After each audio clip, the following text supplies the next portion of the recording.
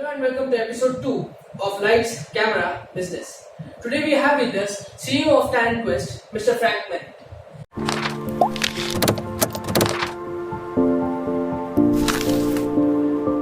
TalentQuest is a leading provider of talent management software, a developmental tool every organization requires in order to hire and manage their employees throughout the employee lifecycle. Mr. Frank Merritt joined TalentQuest in 1985 and named Chief Executive Officer in 1993. With the constant support of his longtime mentor, Dr. Robert Bleke, Frank led the transformation of this company from a small boutique firm to a provider of integrated talent management solutions to organizations nationwide. He is also a member of American Psychological Association as well as Georgia Psychological Association. We thank you for being with us today, Mr. Frank, and it's an honor to have you here. It's an honor to be with you. Frank, would you mind telling me your views on Indian startups? Well, to my knowledge, not that I've been exposed to tremendous numbers of Indian startups, but I have been exposed to some. And I really enjoy the motivation of the entrepreneurs in India. And also the emphasis on education, I think, is phenomenal.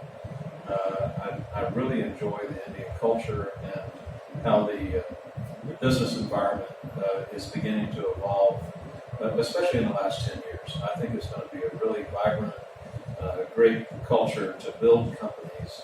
And that's why I wanted TalentQuest to get into India. Being in Bangalore, which is also known as Silicon Valley of India, Yeah. where there are like thousands of startups getting started, we see that many of the startups don't make it to a year or a two.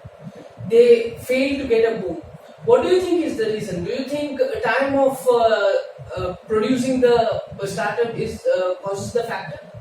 Well, I'm really unsure about it, but the statistic that you mentioned is generally true of any startup. If you look in the U.S., most startups fail because oftentimes because of capital, competitive forces, inability to really work an appropriate strategy.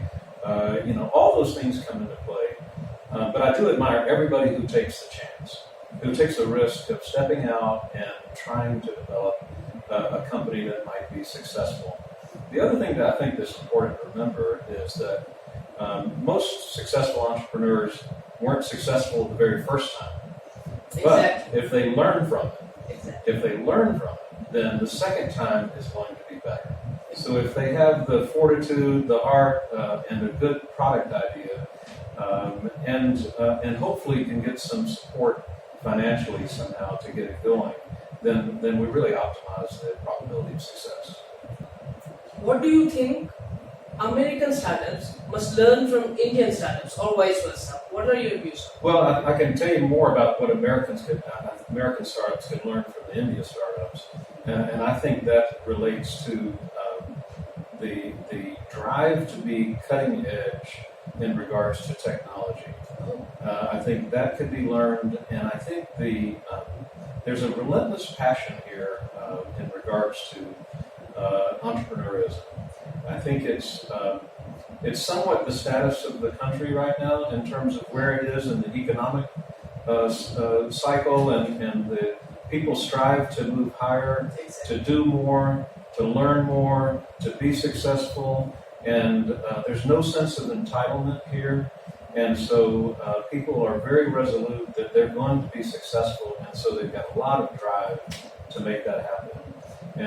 And I think a lot of American entrepreneurs and startups could learn from the fortitude and the passion that is here, because it would give them enough energy and drive to make it through the tough times. Exactly. Because it's not easy. Yeah. It's not easy. And so if you can have that level of determination and drive, you're going to maximize the possibility of being successful. We can see that everywhere there is rapid growth in technology.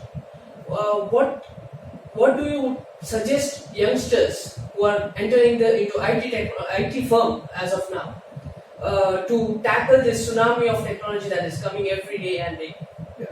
Well, I would say is your first employer out of school. First of all, choose a good school to be well prepared. Yeah. That's obviously very important.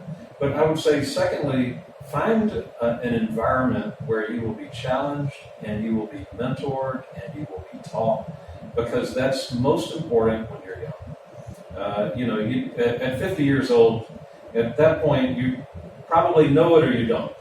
But and you're in your 20s, you want to find a company that will help you grow and develop, that is willing to train you and develop you and mentor you, and be there with you in the tough times, and help you really reach your full potential. And so I think that's vitally important. I would not go to an environment as a young person that was more of an environment that see people as commodities, or just want you to do just this and that's all you get to do. But find a place that allows you to be exposed to many things and provides opportunity. I can say at TalentQuest, one of the best things we've ever done is we have brought in now about 20 freshers. And every time we get an opportunity at the close of semesters, we're hiring freshers to come in. We spend a lot on training and developing them. They work hard, they work very diligently to grow their skills, and then we hire them at a higher pay level as they reach the capabilities that they've been provided in school as a startup. But over time, we've developed those skills so that they're highly marketable in a company like TalentQuest. And it's been a wonderful thing, and we're going to continue to grow that program as part of our culture. The other value for a company, by the way, is that you don't have to unlearn bad behaviors that many employees would come into the company with. In other words, you've got a raw piece of clay, and you can shape it and mold it and instill it with good values and make them part of your culture. Yeah. And so we love the idea of building the organization from the ground up. There are different work culture, depends on different nations. How much do you think the work culture affects the productivity of a company?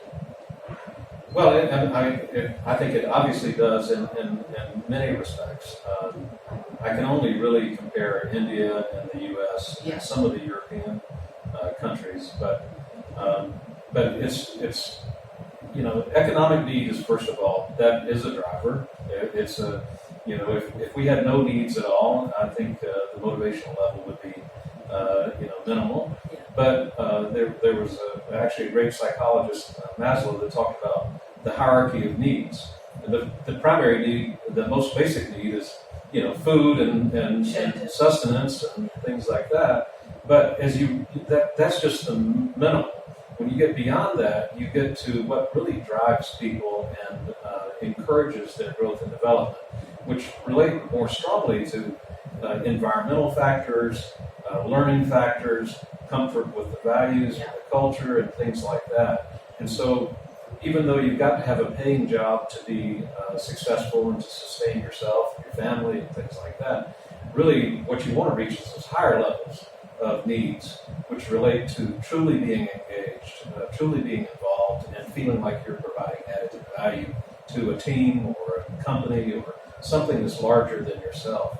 The other thing that's important, I think, as people, particularly as people become older, is to leave a sense of legacy. How are you going to impact other people? How are you going to grow other people? How are you going to help other people? Those types of things are very, very important. So I enjoy looking at the different cultures. There's many similarities between India and the U.S. I think in terms of the work culture, there is a drive that is there. I think if I personally don't believe in socialism or communism as a driver for the individuals that have the drive and determination, they want to have an opportunity to be successful. They want to have an opportunity to be competitive, and that is one of the most fundamental drivers that a person can have. Coming back to TalentQuest, as you said, what led to the TalentQuest that is today? How were the initial days? Can you just give us insights on that? Yes. I'd have to share a bit of my background. So I'm a psychologist by background, and I had joined a consulting firm that was basically psychologists who consult with businesses. And so my initial work had to deal with executive assessment, succession planning, choosing candidates for executive level roles, things such as that. And it was a very good firm. Dr. Blake, that you mentioned, was a great mentor in terms of doing that. But prior to going to graduate school, I had actually taken classes in computer science. I had received a Bachelor of Science. I tend to be a very analytical person. And I actually tried to program our assessments into an automated platform in the mid-'80s, in the heyday of Apple IIe, I think it was at the time, and the memory was not large enough for me to be able to actually do it. But in the early 90s, the hardware began to evolve. We were able to do that and get it programmed.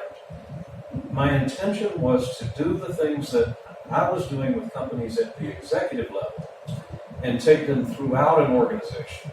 So that the assessment processes, the development processes, the team building processes, the succession processes were not only being used at the highest level, the executive level, but would be throughout the organization to the very basic, most foundational elements of a company. And so that was my intention. And I thankfully had a client that came to me, a bank that I've been consulting. And the CEO said to me, Frank, what you've done at our executive level has been great. We're selecting good people, got a good team, we're making money, things are going very well. Unfortunately, I have 50% turnover in my customer service and tellers. What can you do? And he said, by the way, I can't afford a psychologist to interview. So we began testing. And back in that day, there was no internet. And so we gave them a bunch of tests. They would fill them out. They would fax them to us. And we would score them. And I began collecting data. And the data was related to what are the personality factors and the cognitive factors that predict retention and predict productivity. And so once we had that correlation, we began to create algorithms that would predict whether a person would be successful in the job and whether they would stay in the job. And we lowered their turnover dramatically, and it was very successful from a financial or return on investment. And in 1994, I think it was, we went to modem and actually testing online, again, prior to internet. And in 1995, I had an academic friend who showed me the internet. At that point in the U.S., it was only available to the defense industry and to academics. And when I saw that, I said, now's the time. This now eliminates all the frustrations of modem-to-modem interaction, and we need to go on the internet. So I hired several employees, and we then began selling the product to companies to use for mass testing of their existing employees for purposes of development and for candidates in terms of selection processes. And that's where we got started. That's really great to hear from all the initial stages of the TalentQuest. Throughout these years, you have recruited a lot of individuals. What is the traits that you see among them that you will be like, this individual, I want him in my company?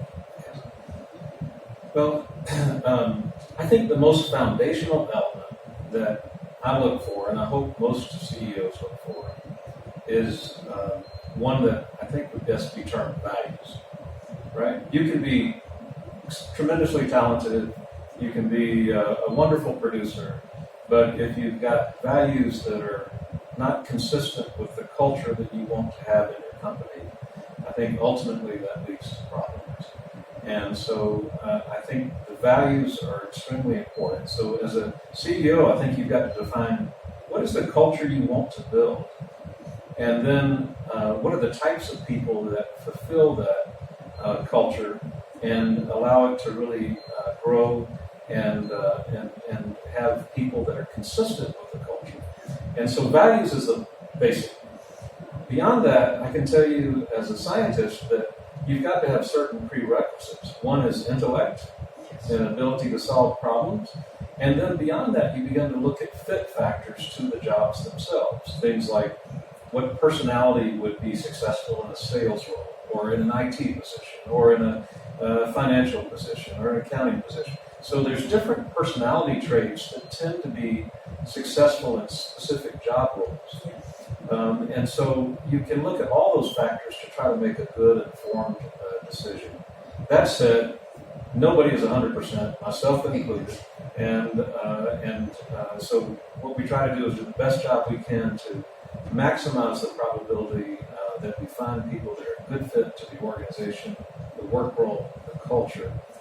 We go through very extensive interviewing and testing of our employees, and have always done that.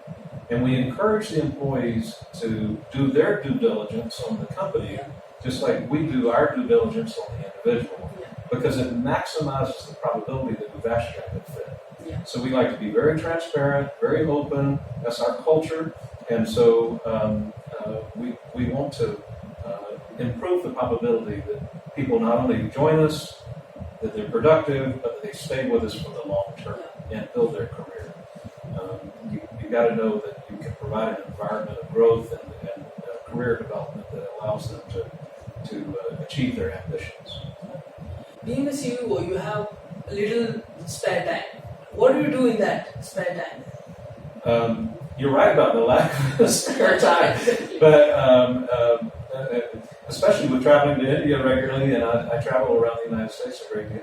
So yes, there is a lack of time, but if I get time, I like to, first of all, spend it with my family. I've got children and grandchildren that are very important to me, and I love that. And I love seeing them grow and develop and mature, and for my grandchildren to grow up as like a remarkable second act for people that have had children.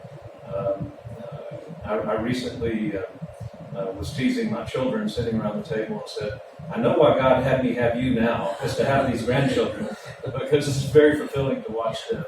If I do something physical, I love to hike, and have always enjoyed hiking and being in the outdoors, and it gets some exercise, but mainly the beauty of the outdoors, whether it be mountains or I enjoy the ocean a great deal.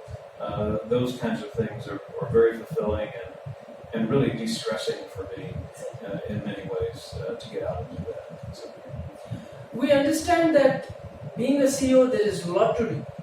You have to go through hundreds of emails every day. You have to go through the financial reports, market trends, and also you have so many hobbies that you have. Also, I have heard that you will be consulting for other executives also. So, how do you manage the time? It's tough, and I wish I was great at it, but I'm not. And so I do the best I can. I have a supportive wife, first of all, that assists in that process. She does a lot that maybe some people would do themselves, and so she takes care of a lot of the family and personal issues and things that you have to do to run a household. And so she does a great job with that. It allows me to devote myself to the work and to travel and those kinds of things. And so that's a big help. I try to leverage time wherever I can and to also delegate. I think delegation is extremely important. I have been extremely blessed to have a great group of people that report to me as colleagues that are highly capable, highly committed, and are great performers in their role. And I have no doubts that if I'm not here tomorrow, this organization continues and continues well. Maybe even does better, who knows? But to share something personal, I had cancer about 11 years ago, and I looked at myself in the mirror and said, you know what, Frank, you're not prepared for the future like you should because you don't have all this settled out. And so with the good help of a mentor and a coach that I've used for a number of years, we have plans in place, and he's been a great counsel in regards to how to develop succession planning in a way that makes sense and that can preserve the organization and sustain it. And meanwhile, the executives that report to me, they've grown and developed to such an extent, and they've been with us for a minimum of 10 years, some more than 20 years now. And so we've got a group that has grown up together and are quite comfortable with each other and committed. And really, we all react, I hope myself included, as colleagues more than hierarchies, because we've each got jobs to do, and we've got to trust each other to fulfill those responsibilities. So, Mr. Frank Merritt, what are your top 3 values? We would like to know that. Well, if you think of workplace values, I like mutual respect for everybody. That's certainly very important. One value I have that many outsiders may not know is that people feel equal to each other in terms of participation in ideas, in terms of being able to communicate with each other, even environmental things. Like if you visited my office, you may think I have a big office all to myself with a lot of square footage and big giant desk and all that. No, I have a cubicle, the same as everybody else, same size, in open air. Many years ago, I had a big office and all that, and when we got ready to move about 2002, I said, this is not the type of culture I want to have, where you've got some with big offices and others are sitting out by themselves in rows and doing all that. I said, I want everybody to feel like they're all part of the same entity, the same organization. So I want what everybody else has. And at the time, people couldn't quite understand it.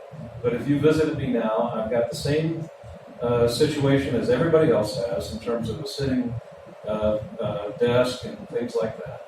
But we do have a lot of conference rooms. You can, if you need to have a private conversation or a private call, you can jump in a conference room.